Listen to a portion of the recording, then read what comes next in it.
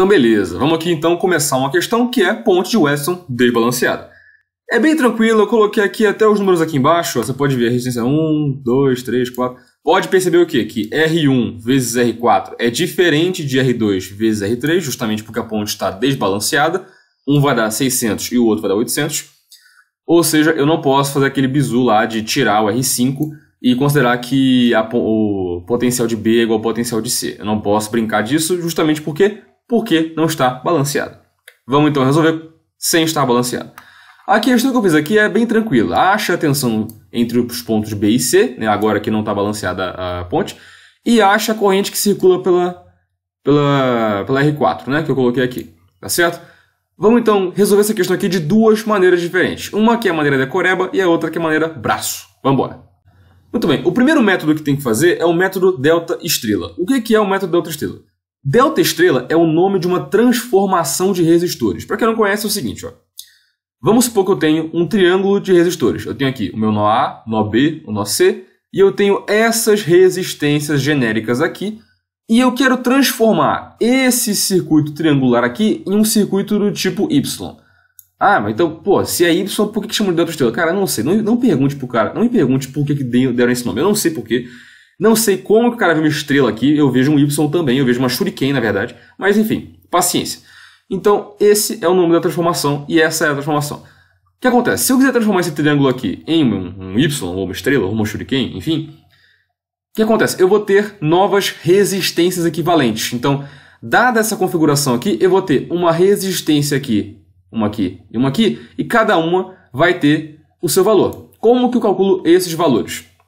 Cara, então, eu podia muito bem pôr a fórmula aqui já, tá? Mas, e também não vou deduzir porque demora bastante. Eu vou dar uma maneira bisurada de você memorizar a fórmula sem saber que está memorizando. Que é o quê? Qual que é o bizu para as fórmulas? Qual que é o valor dessa resistência RA aqui? Passo número 1. Pega todas as resistências do triângulo, soma. Somando, coloca no denominador. R1 mais R2 mais R3. A B, mesma coisa. R1 mais R2 mais R3. Na C, a mesma coisa. R1 mais R2 mais R3. Tranquilo? Até aqui, suave, né? Então, para todas, põe a soma embaixo. Agora, putz, tá bom. E o numerador de RA? É tranquilo, ó. RA é a resistência do nó A, certo? Olha para o nó A. Quem está conectado no nó A? R1 e R2. R3 não está conectado. Só R1 e R2. O que você faz? Pega o produto, põe em cima. Opa, esse foi meu mouse, perdão. R1 vezes R2. Chance. Para o nó B, mesma coisa. Resistência do nó B está aqui. Aqui está o nó B. Quem que está conectado no nó B? R1 e R3. O que eu vou pôr aqui? R1, R3. Por fim, já entendeu a brincadeira? Nó C, RC, olha para o C. Quem está no C? R2 e R3. Então R2, R3. Tranquilo? Essas são as equações. Aí você fala, pô, legal, bacana a maneira de decorar. Mas por que eu vou ter que fazer a transformação delta estrela? Porque ela facilita muito. O problema desde o início é o quê? É esse R3 maldito aqui no meio. Porque ele torna tudo muito um pouco mais complicado, né? Então a ideia é tirar ele. E é o que vamos fazer. A transformação delta estrela vai tirar o R3. No caso, o R5, né? De fato, se eu for comparar com o circuito de antes, aqui está o circuito de antes. Depois, aqui, certo? Bom, vamos então calcular cada uma das resistências. Veja que aqui agora, ó, sem o R3 para atrapalhar o nosso caminho, cara, ficou tranquilo. Eu vou ter uma resistência em série e essas aqui em paralelo. Aí ficou, cara, facinho de resolver. Então vamos embora. Vamos calcular aqui o nosso RA. O nosso RA vai ser R1 vezes R2 sobre R1 mais R2 mais R3. No caso, o R3 é o nosso R5, né? Voltando no circuito aqui, ó. É aqui, ó. Esse é o triângulo que vamos transformar em estrela. Então é R1, R2 e R5. Ou seja, 10, 20 e 30. 10, 20 e 30. Tá certo? Então, o nosso R1 vai ser R1 vezes R2, 10 vezes 20, sobre 10 mais 20 mais 30, que é 200 por 60. Isso é 20 sextos ou 10 terços de ohm. Tranquilo? RB vai ser o quê? R1 vezes R3. No caso, RB aqui, RB será R1 vezes R5, no caso, né, que é 30, sobre 60, que calculamos antes, né? Ou seja, 300 por 60, que é 5 ohms. Por fim, R de C vai ser o quê? RC, já esqueci já, né? RC vai ser R2 vezes R3, que no caso vai ser o R2 vezes R5, né? Então vai ser R2, que é 20, vezes R3, que é o nosso 30, sobre 60. Corta 30 com 60, vai dar 2. Eu tenho aqui 10 ohms. Ou seja, eu vou ter aqui 10 terços de ohm. Eu vou ter aqui é o RB, né? Então aqui vai ser 5 ohms e aqui eu vou ter 10 ohms. Facinho, né? Tranquilo? Beleza? Perdão. Pô, então agora é melzinho, cara. Por quê? Eu vou ter aqui uma resistência em série, uma de 5 mais 40, uma de 45 em paralelo com uma de 10 mais 60, que é 70, uma de 45 com 70, ou seja, eu vou ter o seguinte circuito.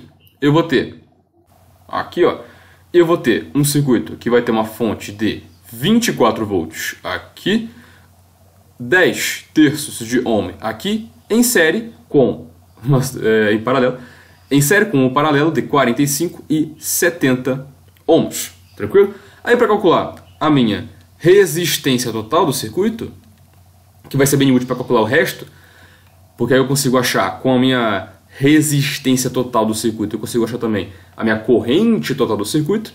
Então, brincando aqui, eu vou ter 10 terços em série, ou seja, somado, com 45 em paralelo com 70. 45 vezes 70 por 45 mais 70, que é, como é que está a minha matemática? 115, que é um número bem feio, que eu não vou fazer, mas essa é a nossa resistência equivalente.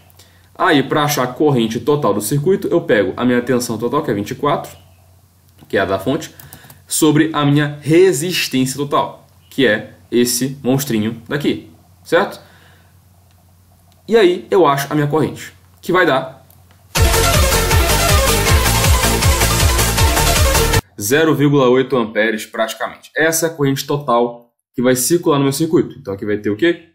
Praticamente 0,8 amperes circulando. Então eu vou ter aqui 0,8 amperes circulando.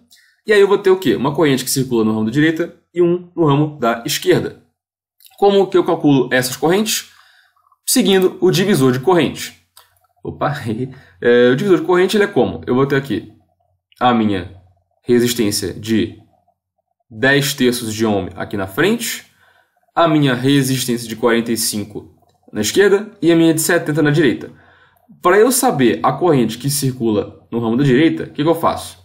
A corrente do ramo da direita ela é a resistência do ramo da esquerda sobre a soma das resistências da esquerda e da direita, vezes a corrente que está entrando no nó, certo? Então aqui entra a corrente, que a gente viu que é 0,8 amperes, que vai sair aqui daqui.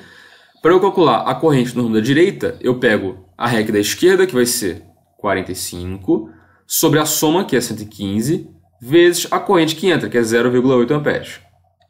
Isso vai dar aproximadamente 0,31 amperes. E, né, se a corrente que entra é 0,8, isso no da direita tem só isso aqui, que é 0,31, então a corrente da esquerda vai ser a corrente total, que é 0,8, menos 0,31. Isso vai ser 0,49 amperes no ramo da esquerda. E por que isso é importante?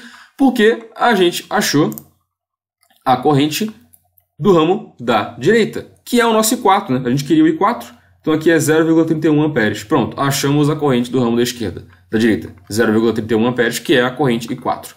E por que isso é importante?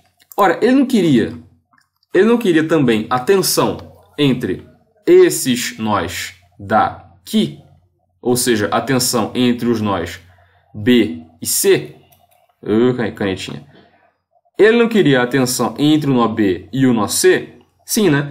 Tendo a corrente I4 aqui, eu consigo calcular a diferença de potencial entre D e C, baseado numa referência aqui, e a diferença de potencial entre D e B. E a partir disso, eu sei a minha diferença de potencial entre B e C. Tranquilo? Essa é a ideia. Então, como a gente vai fazer isso? A minha diferença de potencial entre D e B, já que eu sei o meu I4 agora, vai ser R vezes I4, né? Então aqui vai ser 0,31 amperes que descem para cá. Aqui a minha resistência entre B e D era apenas 60, tá? Cuidado, não é 70. 70 era o total, tá? E no meu outro lado eu tinha o quê? Eu tinha 40 ohms. Cuidado que não era 45, tá? Aqui é o nó C e aqui é o nó B. A minha diferença de potencial entre o meu nó C e o meu nó D é o quê? Potencial de C menos meu potencial de D, que eu vou aterrar, tá? Eu vou considerar aqui como meu nó terra, tá? Aqui vai ser 0 é igual a 60 vezes 0,31 amperes. Isso é aproximadamente, eu estou aproximando aqui, obviamente, 18 volts, tá? E a minha diferença de potencial entre B e D vai ser V de B menos V de D, que de novo é 0, é igual a 40 vezes a outra corrente, que era 0,49 amperes. Isso é aproximadamente meio vezes 40, que é 20 volts. Ou seja, a minha diferença de potencial entre B e C vai ser 20 volts menos 18 volts. Lembrando que isso aqui é tudo aproximado, que é aproximadamente 2 volts. Tranquilo? Essa é a minha diferença de potencial. Veja que ela não é zero, de fato, não pode ser zero. Por quê? Porque a minha ponte de Watson não está balanceada.